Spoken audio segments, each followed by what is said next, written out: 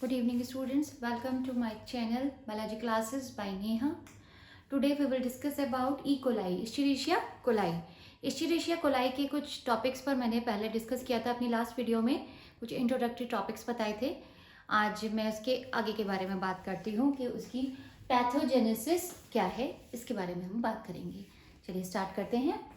और अब बहुत ही शॉर्ट करके मैंने और बहुत इजी तरह से इस वीडियो में सारे सिंड्रोम्स के बारे में और पैथोजेनेसिस के बारे में समझाने की कोशिश की है.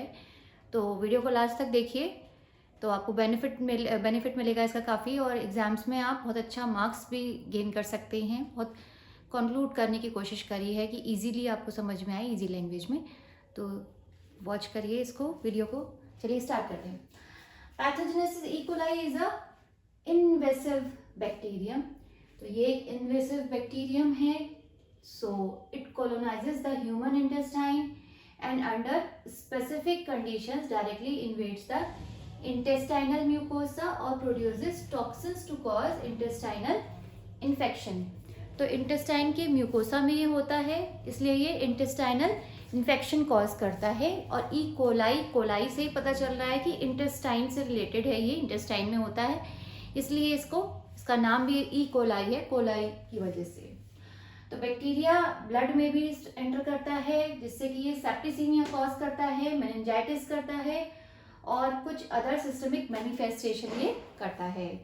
तो bacteria can enter the blood stream and cause septicaemia, meningitis and other systemic manifestation.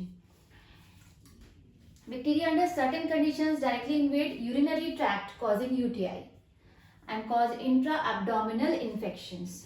ठीक है, तो यूटीआई के लिए सबसे कॉमन बैक्टीरिया माना जाता है ई कोलाई. यूटीआई कर देता है ये, और एब्डोमिनल इन्फेक्शंस कर देता है, यूरिनरी ट्रैक्ट को इन्फेक्ट करता है. अब बात करते हैं क्लिनिकल सिंड्रोम्स के बारे में. तो यूरिनरी ट्रैक्ट सिंड्रोम्स, तो it is responsible for causing more than 80% of all community acquired UTI. तो 80% कम्युनिटी में यूटीआई इसी की वजह से होता है, ई कोलाई की वजह से. और मोस्टली केसेस में ये यूटीआई बहुत इजीली कर देता है. फीमेल्स में ज़्यादा देखने को मिलता है यूटीआई. गैस्ट्रोएंट्राइटिस की बात करें तो गैस्ट्रोएंट्राइटिस से पता चल रहा है कुछ एब्डोमिनल इन्फेक्शंस की बात हो रही है, एंटेरिक कुछ इन्फेक्शंस है. तो E coli causes watery diarrhoea and dysentery. तो ये डायरिया कॉज करता है, वाटरी डायरिया हो जाता है, और डायसेंट्री कॉज करता है. और ऐसा देखा गया है कि ये शिजा टॉक्सिन की बात कर रहे हैं, शिजेला की तरह भी ये सिम्टम्स शो करता है. यानी इसमें डायसेंट्री भी होगी, कभी कभी वॉमिटिंग भी होती है. और STX1 और STX2 दोनों शिजा टॉक्सिन इसमें पाए जाते हैं, इसलिए ये शिजेला की तरह भी सिम्टम्स शो करता है. तो इट इफेक्ट्स इन्फेंट्स, इन्फेंट्स को भी इन्फेक्ट करता है, चिल्ड्रन को भी इफेक्ट करता है. और अक्यूट वाटरी डायरिया ये कॉज करता है, जिससे कि डिहाइड्रेशन की प्रॉब्लम हो जाती है, और ये कभी कभी क्रोनिक हो जाता है. तो ये lead to the failure to thrive तक फेलियर हो जाता है उससे. नियोनेटल मेनिंजाइटिस की बात करें तो